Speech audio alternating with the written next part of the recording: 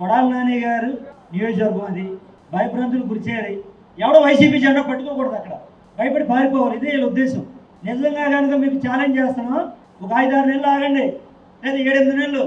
నాని గారికి మొన్నే heart surgery చేశారు, ఖచ్చితంగా వస్తాడు. పోలీసు వాళ్ళు లేకుండా అలా చెప్తున్నా, పోలీసు వాళ్ళు లేకుండా పోలీసు వాళ్ళని పక్కన పెట్టండి, మేమందరం వస్తాం. కొడాలి నాని గారి సమక్షంలో గుడివేళలో మీటింగ్ పెడతాం. దమ్ము ధైర్యం ఉంటే ఆపుకొని చూద్దాం. దమ్ము ధైర్యం ఉంటే పోలీసు వాళ్ళని పెట్టి ఆడగా రాజకీయాలు చేయడం కాదు. మీరు పోలీసు వాళ్ళని అడ్డం పెట్టుకుని చేస్తున్నారు రాజకీయాలు. చేతనైతే అప్పుడు ఆపండి, చూద్దాం. ఏదో అనుకుంటూ ఉన్నారు కార్యకర్తలు ఎవరికైనా సరే. నిన్న రాత్రి జగన్మోహన్ రెడ్డి గారు కూడా మాకు ఫోన్ చేసి మాట్లాడారు, ధైర్యంగా ఉండండి, ఖచ్చితంగా మేము ఎప్పుడు కూడా పేరు నాని గారు, అలాగే మన పెద్దలందరూ సుబ్బారెడ్డి గారు కానీ, మన ఎమ్మెల్యేలు సింహాద్రి రమేష్ గారు అందరూ కూడా అండగా ఉంటారు, మీకు మీ వెనకాల ఉంటారు.